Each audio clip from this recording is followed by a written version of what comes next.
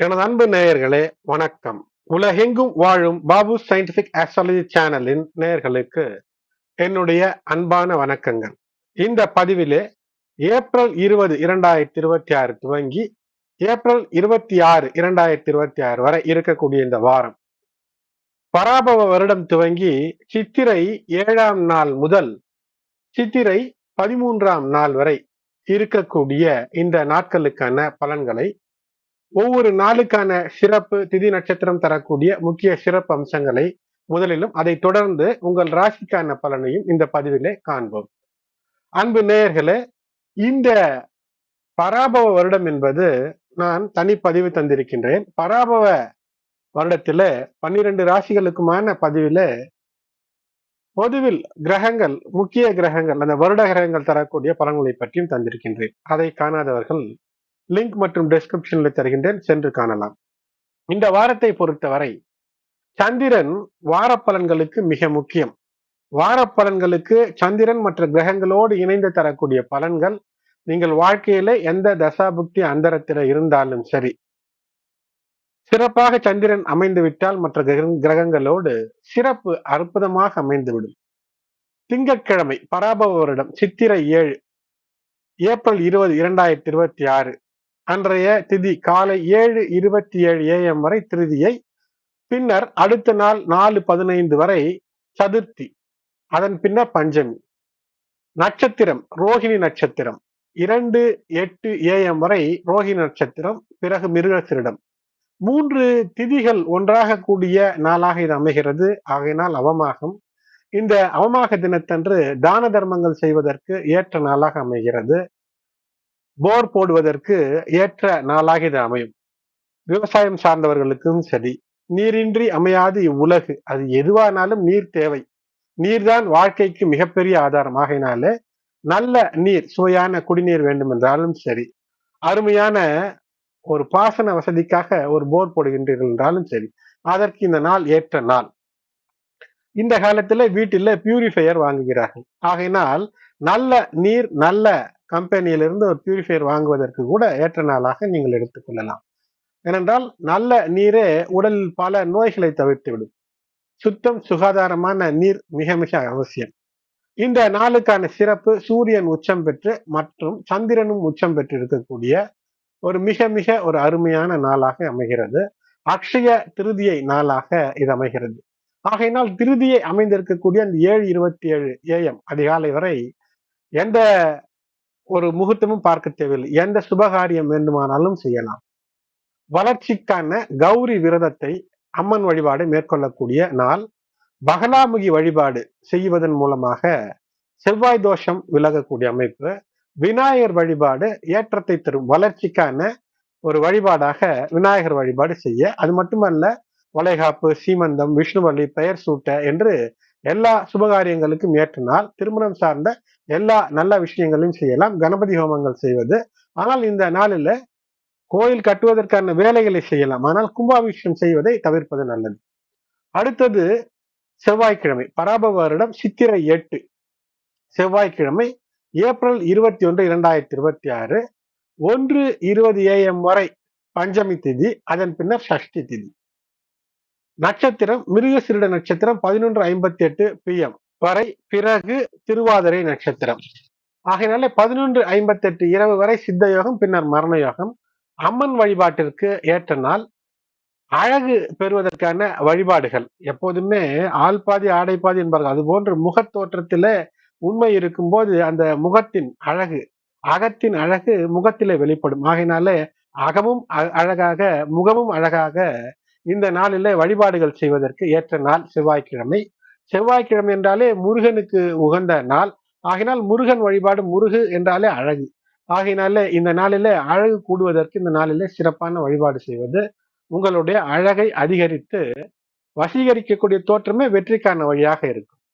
அது மட்டுமல்ல, இந்த நாளிலே சங்கராச்சாரியார் அவதரித்த நாள். சிவ வழிபாடு மற்றும் பஜகோவிந்தம், அந்த பஜகோவிந்தம் பாடல், சங்கராச்சாரியார் இயற்றிய பாடலுக்கு பொருள் தெரிந்து அதை கற்றுக்கொள்ள முயற்சி செய்யுங்கள், வெற்றி நிச்சயம்.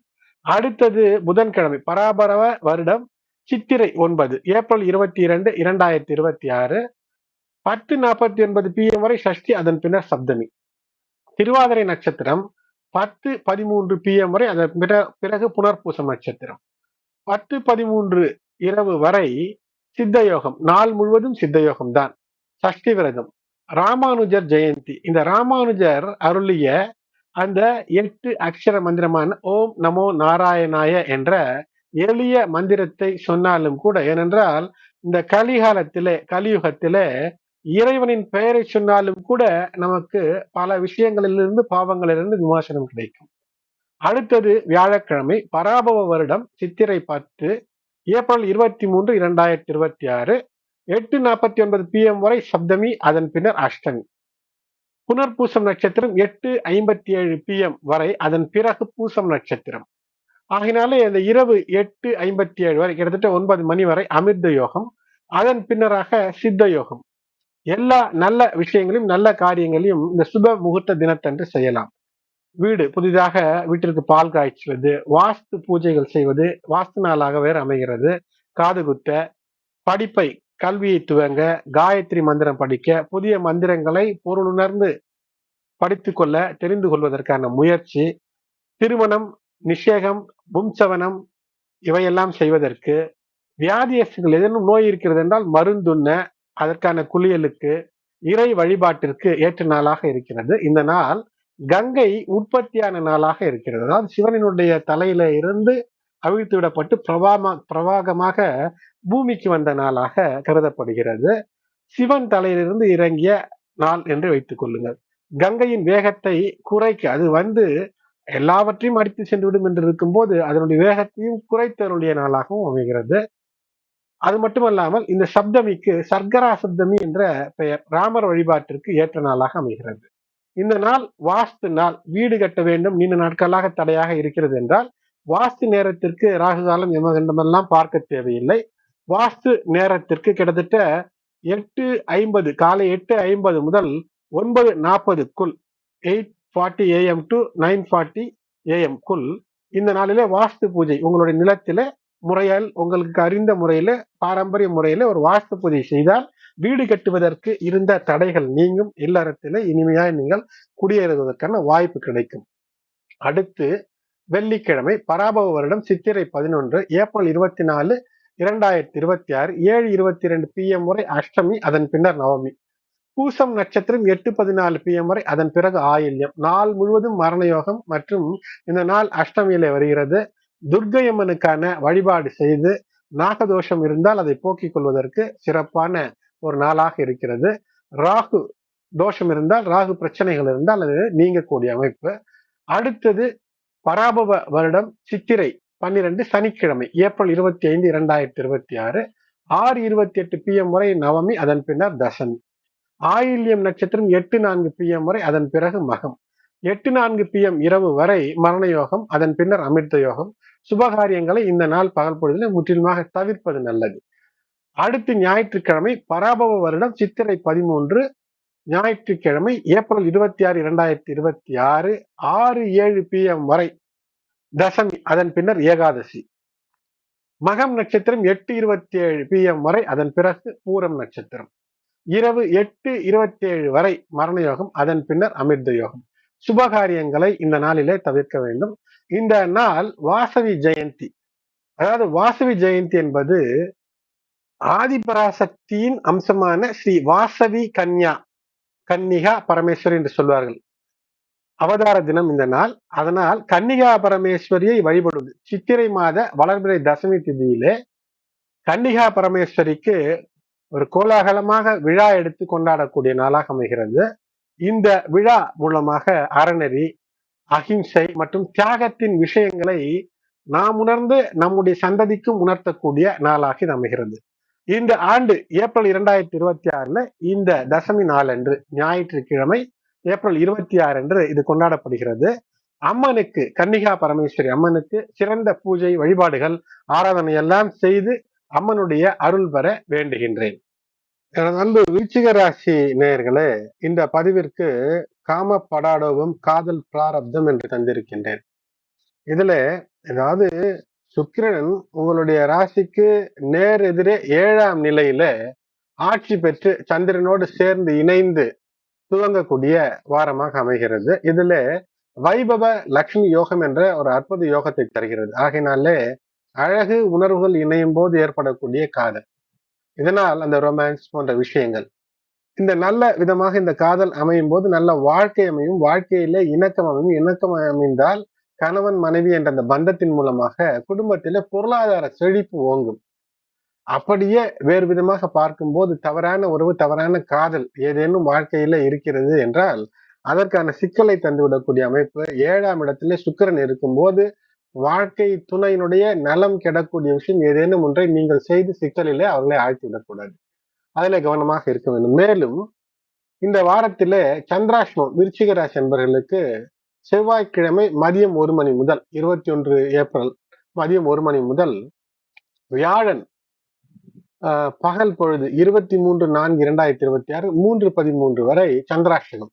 இந்த நேரத்திலே புதிய விஷயங்களை துவங்காமல் இருப்பது அல்லது செய்யக்கூடிய விஷயங்களில் கூடுதல் கவனம், புதிய ஒப்பந்தங்களிலே கையெழுத்து இடாமல் இருப்பது இவையெல்லாம் சிறப்பை தரும். இருந்தாலும் குழந்தைகள் மீது மிக அன்பும் பரிவும் ஏற்படக்கூடிய அமைப்பு. உங்களுடைய பிள்ளைகள் வேலை காரணமாகவோ திருமணமாகியோ அல்லது கல்விக்காகவோ உங்களை விட்டு பிரிந்து இருக்கக்கூடிய ஒரு சூழ்நிலையை தரக்கூடிய வாரமாக இது அமைகிறது. குடும்பத்திலே உடல் நலம் என்பது குடும்ப உறுப்பினர்களுக்கு ஓரளவுக்கு சீராகும். இருந்தாலும் கூட வாழ்க்கை துணையினுடைய உடல் நலத்துல சிறு சிறு பதற்ற நிலைகளை காண்பதற்கான வாய்ப்பு. அதனால் கவனம், எச்சரிக்கை. கடன் கொடுத்தால் திரும்ப வராது. இந்த வாரத்திலே கவனம். வாழ்க்கை துணையால் நன்மைகள் ஏற்படும். ஆனால் உங்களால் வாழ்க்கை துணைக்கு சிக்கல் வராமல் பார்த்து கொள்ள வேண்டும். உணவு கட்டுப்பாடு தேவை. பூர்வீக சொத்து பிரச்சனைகளை இந்த வாரத்திலே நீங்கள் பேசினீர்கள் என்றால் அது மிகப்பெரிய பிரச்சனையாக உருவெடுக்கும். மனதிலே சஞ்சலத்தை ஏற்படுத்தி கொண்டே இருக்கும். ஏப்ரல் 21 பகல் 1 மணி அளவிலே சந்திரன் மிதுன ராசியிலே குருவோடு இணைகிறார். கஜகேசரி அஷ்டம குரு, அஷ்டம நிலையில சந்திரன். இந்த அஷ்டம நிலையிலே கஜகேசரி ஆகினால் ஏதேனும் ஒன்று விற்க வேண்டும் என்று இருக்கிறது என்றால், ஒரு நிலம், வீடு ஏதேனும் அது நீண்ட நாட்களாக விற்க முடியவில்லை என்றால் அது உங்களுக்கு உரிய சொத்து, பிரச்சனை இல்லை என்றால் அதை விற்று பணம் கைவர பெறக்கூடிய அமைப்பு. பணம், வீடு, வாகனம் இவையெல்லாம் ஏதேனும் விற்பனை செய்து மேலும் மீண்டும் எதை விற்றோமோ அந்த ஒரு விஷயத்திலேயே அதை முதலீடு செய்யக்கூடிய வாய்ப்பும் தரும். அதாவது ஒரு பெரிய வீடை விற்று ஒரு சிறிய வீடை வாங்குவது, இது போன்ற நிலை வரும். ஆகையினாலே விற்பனையை தவிர்ப்பது நல்லது. இருந்தாலும் விற்க முடியாத சொத்து என்றால் அதை விற்பது, அதாவது நீண்ட நாட்களாக பயன் தராத சொத்தாக இருந்தால் அதை விற்கலாம். வெளியூர், வெளிநாடு மூலமாக அஷ்டம நிலையிலே குரு சந்திரன் நினைவு இருந்தாலும் கூட வெளியூர், வெளிநாடு மூலமாக தனலாபம் இருக்கும். மாணவர்கள், பெற்றோர், பெரியோர் இவர்களை பிரியக்கூடிய ஒரு சூழ்நிலை என்பதும் இதை காட்டுகிறது. ஏப்ரல் 23 பகல் 4 மணி அளவில் கடக ராசியில் சந்திரனானவர் பெயர்ச்சி. திடீர் அதிர்ஷ்டம் உண்டான நாளாக இருக்கும். மாணவர்களுக்கு உயர்கல்வி வாய்ப்பு பிரகாசமாக இருக்கிறது. உயர்கல்வி பெற வேண்டும் என்ற முயற்சி என்றால் இந்த நாளிலே அதற்கான முயற்சி எடுப்பது வெற்றியை தரும். ஆன்மீக நாட்டம் என்பது விருச்சிக ராசி அன்பர்களுக்கு ஏற்படும்.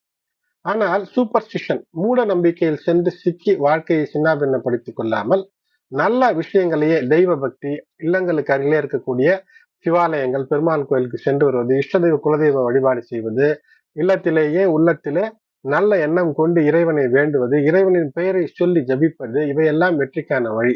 வெளிநாடு சார்ந்த லாபங்கள் உண்டு. தந்தையுடன் இணக்கம் அல்ல தந்தை வழி ஆதாயங்கள் தரக்கூடிய நாளாக வியாழன், வெள்ளிக்கிழமை அமைகிறது.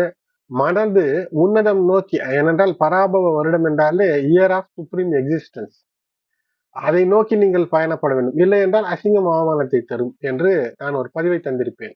பராபவ வருட தமிழ் புத்தாண்டிற்கான பலன்களை. அதை கேட்காதவர்கள், பார்க்காதவர்கள் டிஸ்கிரிப்ஷன் அல்லது எண் கார்டில் தருகின்றேன், அதை நீங்கள் பார்க்கலாம். நல்ல குணத்தை நோக்கி பயணித்து நற்பலன்களை பெற வேண்டிய நாட்கள். ஏப்ரல் 25 இரவு 9 மணி அளவில் சந்திரனானவர் சிம்ம ராசியில் கேதுவோடு இணைந்து கேம துரும யோகத்திலே இணைந்து விடுகிறார். ஆகினாலே இப்போது தேவையற்ற செயலோ, சட்டத்திற்கு புறம்பான விஷயமோ அல்லது ஏதோ ஒன்று பேராசையோ இவையெல்லாம் இருந்தால் அலைச்சல், அவமானம் ஏற்படக்கூடிய அமைப்பை தருகிறது. இந்த கேமத்ருமம் மட்டுமல்ல, 5ஆம் இடத்துல இருக்கக்கூடிய கிரக நிலைகள் அப்படி காட்டுகிறது. மிக கவனமாக இருக்க வேண்டும். விசாகம் நட்சத்திரத்துல பிறந்திருக்கக்கூடிய, அதுவும் விசாகம் 4ஆம் பாதம் விருச்சிக ராசியிலே வரும் அவர்களுக்கு 21ஆம் தேதி அன்று சற்று கூடுதல் அனுகூலங்களை தரக்கூடிய நாளாகும். அனுஷ நட்சத்திரத்திலே பிறந்திருப்பவர்களுக்கு 20ஆம் தேதியும், கேட்டை நட்சத்திரத்தில் பிறந்திருப்பவர்களுக்கு 21ஆம் தேதியும் சற்று கூடுதல் அனுகூலத்தை தரக்கூடிய நாட்களாக இருக்கிறது. விசாகம் 4ஆம் பாதத்தில் பிறந்திருப்பவர்களே, குரு பார்வை என்பது வீண் செலவுகளை குறைக்கும். விற்க முடியாத சொத்துக்களை விற்று ஒரு நிம்மதி என்பது ஏற்படும். இதனால் கையில தன லாபம் என்பது, பேங்க் பேலன்ஸ் என்பது உயரும். தொழில் வியாபாரம் என்றால் சிறு முயற்சி செய்யும் போது வெற்றி என்பது இருக்கும். சிலருக்கு ஒரு இடத்தை விற்று வரக்கூடிய பணத்துல புதிய ஒரு சொத்து நல்லதாய் வாங்கக்கூடிய வாய்ப்பு என்பது இருக்கும். அனுஷம் நட்சத்திரத்துல பிறந்திருக்கக்கூடியவர்களுக்கு சனி பகவான், உங்களுக்கு அனுஷம் நட்சத்திரத்தினுடைய அதிபதி சனி பகவான் அதனால் சனி பகவானுடைய பார்வை உங்களுடைய ராசியை விட்டு சற்று அகன்ற நிலையில இப்போது சூரியனும் உங்களுடைய நிலையிலிருந்து கிட்டத்தட்ட 6ஆம் நிலையில உச்சம் பெற்றிருக்கக்கூடிய காரணத்தினாலும் எந்த ஒரு விஷயமானாலும் சட்டத்துக்கு உட்பட்டே செய்ய வேண்டும். சட்டத்திற்கு புறம்பான விஷயமோ அல்லது உன்னதத்தை தராத, சிறப்பு தராத விஷயங்களையோ நீங்கள் செய்யக்கூடாது. வேலை வாழ்க்கையில இருந்த பிரச்சனைகள் எல்லாம் நீங்கும். அரசியலில் இருக்கிறீர்கள் என்றால் செல்வாக்கு சற்று கூடுவது போன்று இருக்கும். ஆனால் எந்த ஒரு புதிய முயற்சி எடுத்தாலும் கூட இந்த வாரத்துல சந்திராஷ்டம நாளை தவிர மற்ற நாட்களில் எடுக்கும் போது ஓரளவிற்கு வெற்றி நிச்சயம் இருக்கும். ஆனால் நிதானம், பொறுமையோடு செயல்படும் போது வெற்றி. கேட்டை நட்சத்திரத்திலே பிறந்திருக்கக்கூடிய விருச்சிகராசி அன்பர்களே, எடுக்கும் முயற்சிகளிலே சிறு சிறு தடை தாமதம் கண்டாலும் கூட உங்களுக்கு வரவுக்கேற்ற செலவு, அதற்கேற்ற பண வருமானம் என்பது இருக்கும். ஆனாலும் கூட சற்று கூடுதல் கவனம், எச்சரிக்கையோடு இருப்பது இந்த வாரத்திலே உங்களுக்கு சிறப்பை ஏற்படுத்தும். எனது அன்பு நேயர்களே, விருச்சிகராசி அன்பர்களே, இந்த பதிவு உங்களுக்கு பயனுள்ளதாக அமைந்திருக்கும் என்று நம்புகின்றேன். லைக் செய்யுங்கள், இந்த பதிவினை லைக் செய்யுங்கள். மேலும் உங்களுடைய உற்றார் உறவினர் நண்பர்கள் விருச்சிக ராசி, விருச்சிக லக்னம் அல்லது ராசி விருச்சிகம், லக்னம் எதுவானாலும் பொருந்தி வரும்படியாகத்தான் இந்த பலன்களை கணித்து உங்களுக்காக தந்திருக்கின்றேன். இதுவரை சப்ஸ்கிரைப் செய்யாதவர்கள் சப்ஸ்கிரைப் செய்யுங்கள். இந்த பதிவினை மற்ற விருச்சிக ராசி நண்பர்களுக்கும் விருச்சிக லக்ன நண்பர்களுக்கும் ஷேர் செய்யுங்கள். Subscribe, share, like, comment. நன்றி.